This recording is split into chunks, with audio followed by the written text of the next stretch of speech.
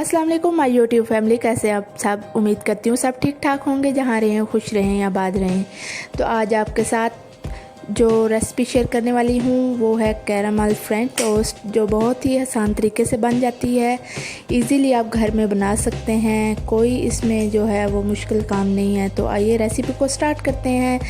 तो रेसिपी के लिए जो हमें चीज़ें चाहिए वो है जी, सबसे पहले हमें 2 अंडे चाहिए। अंडों को अच्छे से फेंट लें।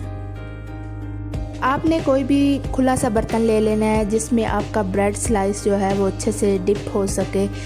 तो अगर आप मेरे चैनल पर नए हैं तो सबसे पहले मेरे चैनल को सब्सक्राइब कर लें और साथ ही बेल आइकन के बटन को प्रेस कर लें, ताकि हर वीडियो जो है वो आपको मिल सके। अगर आपको मेरी वीडियो अच्छी लगती हैं तो लाइक, शेयर और सब्सक्राइब ज़रूर कीजिएगा। एक पैन लें, उसमें 1 चम्मच मक्खन डाल लें और इसको अच्छे से मेल्ट कर लें। तो जो ब्रेड स्लाइस हमने अंडे में डिप किया था वो इसमें हम इसको 1 से 2 मिनट के लिए जो है वो फ्राई करेंगे, ताकि इसका कलर अच्छे से आ जाए।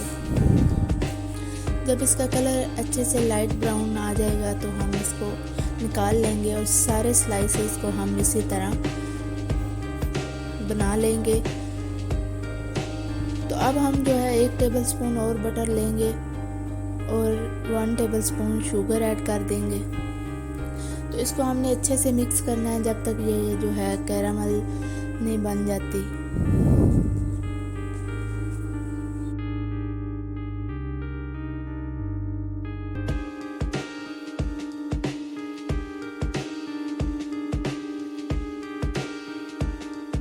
कैरामल जो है वो यहाँ पे तैयार हो गई है और अब हम इसमें ब्रेड स्लाइस रखेंगे और दोनों साइड से इसको हमने अच्छे से पका लेना है।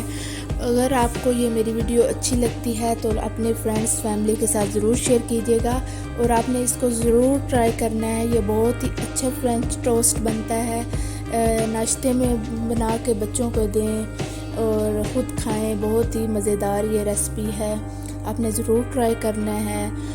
तो यहाँ पे मैंने सारे टोस्ट जो हैं वो रेडी कर लिए हैं। तो आपने भी 1 चम्मच कैरामल में जो है वो सारे टोस्ट इसी तरह रेडी कर लेने हैं। तो यहाँ पे मैंने जो है वो एक प्लेट लिया और उसमें अब 1 टेबलस्पून जो है वो मक्खन से मैं इसको गार्निश करूँगी और साथ ही मैं इसमें 2 जो है स्लाइस वो स्ट्रॉबेरी के और मिंट लीफ से इसको गार्निश कर दूँगी।